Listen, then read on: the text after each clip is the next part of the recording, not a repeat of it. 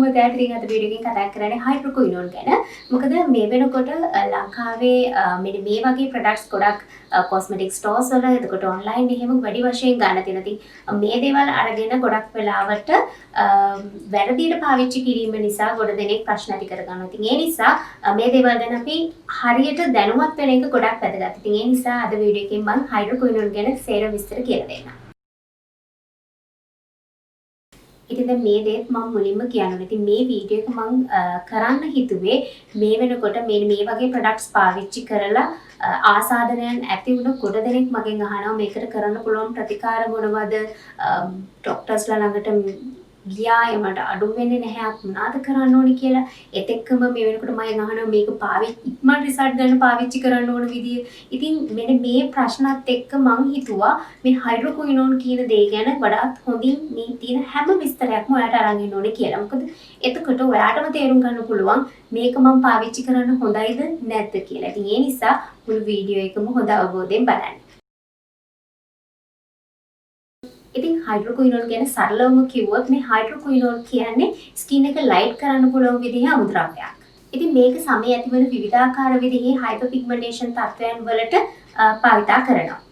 ඉතින් මෙන්න මේ වගේ ඇක්නි ස්කාර්ස්, ඒ වගේම ඒජ් ස්පොට්, ෆ්‍රීකල්ස්, එතකොට මෙලාස්මා, සෝරියාස්, ඒ වගේම එක්සිමා වගේ තත්ත්වයන් වලටත් මේ වෙනකොට හයිඩ්‍රොක්විනෝන් භාවිතා කරනවා. ඉතින් මේ හයිපර් පිග්මන්ටේෂන් වල මෙලනසයිට් වැඩි වශයෙන් නිෂ්පාදනය වෙන නිසා මෙලනින් වැඩි ප්‍රමාණයක් අන්තර්ගත වෙලා තියෙනවා. ඉතින් ඒ නිසා මේ හයිඩ්‍රොක්විනෝන් වලින් කරන්නේ මේ කාලයත් මේක පාවිච්චි කරනකොට කාලයත් එක්ක අර මෙලනසයිට් වල ක්‍රියාකාරීත්වය අඩු කරන එක. ඉතින් 1982 දී FDA එක මේ හයිඩ්‍රොක්විනෝන් කියන අමුද්‍රව්‍ය ස්කින් ලයිටනින් අමුද්‍රව්‍යයක් විදිහට ආරක්ෂාකාරී ඒ වගේම හරිම ඉක්මනින් ප්‍රතිඵල ගන්න පුළුවන් අමුද්‍රව්‍යයක් විදිහට නම් කරලා තියෙනවා. ඉතින් ඒකත් එක්ක හරිම ඉක්මනින් මේ හයිඩ්‍රොක්විනෝන් අන්තර්ගත වෙලා තියෙන ප්‍රොඩක්ට් වෙනද පළට ඇවිල්ලා තියෙනවා. විශේෂයෙන් 2ට වැඩි, ඒ කියන්නේ 3, 4 සහ ඊටත් වඩා වැඩි ප්‍රමාණ වලින් හයිඩ්‍රොක්විනෝන් අන්තර්ගත වෙච්ච ප්‍රොඩක්ට් මාකට් එකට ඇවිල්ලා තියෙනවා. ඒහා සමානවම හයිඩ්‍රොක්විනෝන් වලට තවත් මර්කරි වගේ අමුද්‍රව්‍යයන් එකතු කරලා තිනවා වඩාත් ඉක්මනට ප්‍රතිඵලයක් දෙන්න. ඉතින් මේ වගේ තත්වයන් එක්ක මෙන්න මේ වගේ සයිඩ් ඉෆෙක්ට් වැඩි වශයෙන් ඇති වුන නිසා මේ තත්ත්වය පාලනය කරන්න සිදු වෙලා තියෙනවා. ඉතින් මෙන්න මේ තත්ත්වයත් එක්ක FDA එක තීරණය කරනවා හයිඩ්‍රොක්විනෝන් යම්කිසි ප්‍රොඩක්ට් එකක අන්තර්ගත වෙනවා නම් අනිවාර්යයෙන්ම 2ට අඩු ප්‍රමාණයක් අන්තර්ගත වෙන්න ඕනේ කියලා. ඉතින් කොහොම වුණත් හයිඩ්‍රොක්විනෝන් අඩු ප්‍රතිශතයක් අන්තර්ගත වුණු ප්‍රොඩක්ට් එකක් වුණත් ඔයා පාවිච්චි කරනවා නම් අනිවාර්යයෙන්ම ඒ ප්‍රොඩක්ට් එක වෛද්‍යවරයෙක් නිර්දේශ කරපු එකක් වෙන්න ඕන. විශේෂයෙන්ම සම සම්බන්ධ විශේෂඥ වෛද්‍යවරයෙක්ගේ අනුමැතිය අනුව මේ වගේ අමුද්‍රව්‍යයක් අන්තර්ගත වෙලා තියෙන ප්‍රොඩක්ට් එකක් පාවිච්චි කරනවා නම් පාවිච්චි කරන්න. එහෙම නැතුව ඔයාලට ඉක්මනට ස්කින් එක ලයිට් කරගන්න කියලා මෙන්න මේ වගේ ප්‍රොඩක්ට් ආවට කියාට පාවිච්චි කරන්න යන්න එපා. විශේෂයෙන්ම දැන් මේ ප්‍රොඩක්ට් එක ගොඩ දෙනෙක් මේ වෙනකොට පාවිච්චි කරනවා. පාවිච්චි කරන සාමාන්‍ය ලෝෂන් එකක් එක්ක ක්‍රීම් එකක් එක්ක එහෙම මිශ්‍ර කරලා ඉක්මන් ප්‍රතිඵල ගන්න. ඉතින් ඒ විදිහට පාවිච්චි කරන්න යන්න එපා. අනිවාර්යයෙන්ම වෛද්‍යවරයෙක් නිර්දේශ කළොත් විතරක් මේක පාවිච්චි කරන්න. ඉතින් මේ හයිඩ්‍රොක්විනෝන් කියන්නේ පාවිච්චි කරන කාලය අතරතුර වගේම පාවිච්චි කරලා නතර කරාට පස්සේ උනත් සයිඩ් ඉෆෙක්ට් හරි ඉක්මනට ඇති කරන්න පුළුවන් විදිහේ අමුද්‍රව්‍යයක්. විශේෂයෙන්ම සංවේදී සමකට විතරක් නෙමෙයි වෙනත් ඕනම සමක් තියෙන කෙනෙකුට උනත් මේක පාවිච්චියේදී විශේෂයෙන්ම ස්කින් එක බර්න් වෙනවා වගේ දැනෙන්න පුළුවන්. ඒත් එක්කම ස්කින් එක කසන සුළු ඉක්මනට රත් වෙනවා වගේ ඒ වගේම නිකන් ස්කින් එක ඇතුළ නිකන් දඟලනවා මෙන්න මේ වගේ හරි අපහසුතාවයක් ඇති කරන්න පුළුවන් විදිහේ අමුද්‍රව්‍යයක්. ඒත් එක්කම තමයි මේක පාවිච්චි කරන කාලේදී විශේෂයෙන් ස්කින් එක ගොඩාක් ඩ්‍රයි ගතියක් ඇති වෙන්න පුළුවන්. විශේෂයෙන්ම අර සමේ ඉරි ඇඳෙන විදිහ නිකන් අර සුදු පාට වෙන විදිහට තරම්ම හැම යන තත්ත්වයේ උනත් ඩ්‍රයි ගතියක් ඇති වෙන්න පුළුවන්. ඒත් එක්කම සම රතු වීම, කැසීම, විශේෂයෙන්ම කුරුලෑ වගේ සරව බිබිලි වගේ තත්ත්වයන් උනත් ඇති වෙන්න පුළුවන්. ඉතින් විශේෂයෙන්ම මේ හයිඩ්‍රොක්විනෝන් භාවිතයෙන් සම අවුවට ගොඩක් සංවේදී වෙන්න පුළුවන්. වැඩි වශයෙන් සන්බර්න් ඇති වෙන්න පුළුවන්. ඒ වගේම සන් ටෑන් ඇති වෙන්න පුළුවන්. ඒත් එක්කම හිතන්නකෝ දැන් මෙන්න මේ වගේ මෙලාස්ම තත්ත්වයක් ඔයාලට තිබ්බා කියලා. ඉතින් මේක අඩු කරගන්න ඔයා හයිඩ්‍රොක්විනෝන් පාවිච්චි කරා නම් මේක අඩු වෙන කාලය අතරතුර ඔයා අවුවට ගියොත් එහෙම මේ මෙලාස්ම එක තව තිබ්බටත් වඩා වැඩියෙන් ඒ ස්ථානයේ ඔයාට ස්කින් එක ඩාර්ක් වෙලා වෙන්න පුළුවන්. ඉතින් ඒ නිසා හයිඩ්‍රොක්විනෝන් පාවිච්චි කරනවා නම් අනිවාර්යයෙන්ම නිතරම සන්ස්ක්‍රීන් පාවිච්චි කරන්න ඕනේ. ඒ වගේම අවුවෙන් පරිස්සම් වෙන්න ඕනේ. මොකද මේක අවුවට හරිම සංවේදී අමුද්‍රව්‍යයක් නිසා සම හරිම සංවේදී කරනවා.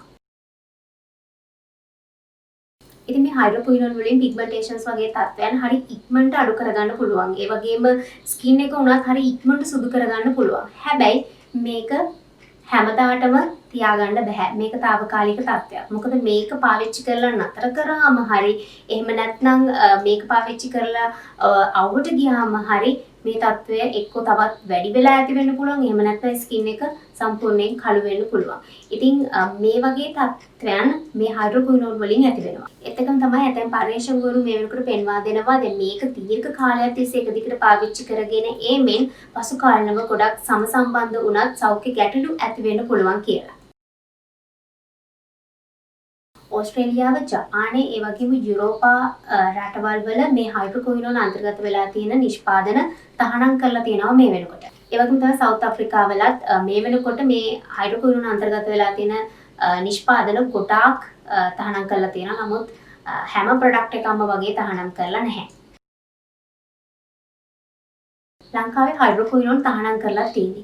ඉතින් මේක ඇත්තටම මම හරියට දැනගෙන හිටියේ නැහැ. ඒ නිසා මට මේක හරියටම දැනගන්න ඕන. ඒකත් එක්ක තමයි මම ලංකාවේ ඖෂධ නියාමන අධිකාරියට කෝල් කරලා මේ සම්බන්ධයෙන් විස්තර ඇහුවම මට දැනගන්න ලැබුණේ හයිඩ්‍රොක්විනෝන් මේ වෙනකොට ලංකාවේ තහනම් කරලා නැහැ. නමුත් මේක 102ට අඩු විය යුතුයි. ඒ වගේම මේක තවත් අමුද්‍රව්‍යයන් සමග මිශ්‍ර වෙච්ච ක්‍රීම් වර්ග තමයි ලංකාව ඇතුලේ දකින්න තියෙන්නේ. ඉතින් මගේ අදහස නම් ඒ කොහොම වුණත් 2ට අඩු වුණත් මේ නිෂ්පාදන ඔයා ආවට ගියාට අරගෙන පාවිච්චි කරන්නේ නැතුව අනිවාර්යයෙන්ම වෛද්‍යවරයෙක්ගේ අනුමැතිය ඇතිව නිවැරදි විදිහට පාවිච්චි කරන එක ගොඩක්ම වැදගත් කියන එක. ඒත් එක්කම දැන් මේ හයිඩ්‍රොක්විනෝන් වල පසු කාලිනව ඇති වෙන සයිඩ් ඉෆෙක්ට් හඳුනා ගැනීමත් සමගම ගොඩක් වෛද්‍යවරු දැන් හයිඩ්‍රොක්විනෝන් වෙනුවට ඒ වගේම හොඳ ප්‍රතිඵල ලබා දෙන්න පුළුවන් විදිහේ අමුද්‍රව්‍යයන් නිර්දේශ කරන විශේෂයෙන්ම ඇල්ෆා ආර්බිටින්, එතකොට නියසිනමයිඩ්, විටමින් C, ඒ වගේම කොචික් ඇසිඩ්, ග්ලූටාතයෝන්. ඉතින් මෙන්න මේ විදිහේ මේ වගේ අමුද්‍රව්‍යයන් ඔයාලට හරිම ලේසියෙන් හොඳින් ආරක්ෂිතව පාවිච්චි කරන්න පුළුවන්. ඉතින් අර වෙනස තියෙන්නේ හයිඩ්‍රොක්විනෝන් වලින් හරි ඉක්මනට ප්‍රතිඵල ලබා දෙනවා. ගොඩක් වෙලාට සතියක් සති දෙකක් වගේ යනකොට හරි ඉක්මන් ප්‍රතිඵල ලබා දෙනවා. නමුත් අර මං ඊට පස්සේ කිව්ව අමුද්‍රව්‍යයන් කියන්නේ ඇල්ෆා ආර්බිටින්, නියසිනමයිඩ්, විටමින් C, එතකොට ලිකොරිෂ්, මල්බෙරි එක්ස්ට්‍රැක්ට් මෙන්න මේ වගේ අමුද්‍රව්‍යයන් සාමාන්‍යයෙන් ප්‍රතිඵලයක් ලබා දෙන්න මාස 2ක් 3ක් වගේ කාලයක් ගත කරන්න පුළුවන්. නමුත් ඒ ප්‍රතිඵල ඔයාලට හරියම ආරක්ෂාකාරී වගේම කාලයක් රඳා පවත්වා ගන්නත් පුළුවන්, මේන්ටේන් කරගන්නත් පුළුවන්. එහෙම නැතුව හයිඩ්‍රොක්විනෝන් වගේ එක්ක නතර කරපු ගාම ස්කින් එක ඩාර්ක් වෙන්නේ නැහැ. එහෙම නැත්නම් අවුවට ගිය ගාම ස්කින් එක ඩාර්ක් වෙන්නේ නැහැ. එහෙම නැත්නම් අර මෙලාස්ම වගේ තත්ත්වයන් ආයිත් නැවතත් දෙගුණයක් වෙලා ඉන්නේ. ඉතින් ඒ නිසා ඔයා ප්‍රොඩක්ට් එකක් තෝරගන්නකොට ඔයා ඒ ප්‍රොඩක්ට් එකේ තියෙන අමුද්‍රව්‍යයන් වලට වැඩි අවධානයක් දීලා හොඳ ආරක්ෂිත අමුද්‍රව්‍යයන් තෝරගන්න. ඉතින් මම හිතනවා මේ හයිඩ්‍රොක්විනෝන් ගැන කරපු වීඩියෝ එකට ගොඩක් වැදගත් වෙන්නේ කියලා විශේෂයෙන් ඔයා මේක පාවිච්චි කරන්න බලාපොරොත්තු වෙමින් හිටියනම්. ඉතින් වීඩියෝ එකට කැමති නම් ලයික් කරන්න අමතක කරන්න එපා. ඒ වගේම මගේ හැම අලුත් වීඩියෝ එකක් බලන්න මගේ YouTube channel එකට subscribe වෙන්න. ඒත් එක්කම තියෙන bell icon එක click කරොත් ඔයාලට පුළුවන් මම වීඩියෝ එකක් upload කරපු ගාම මේක notification එක අරගන්න. ඉතින් එහෙනම් තවත් අලුත් වීඩියෝ එකක් කරන් ඉක්මනට නිකන් ගිහින් එන්න. bye.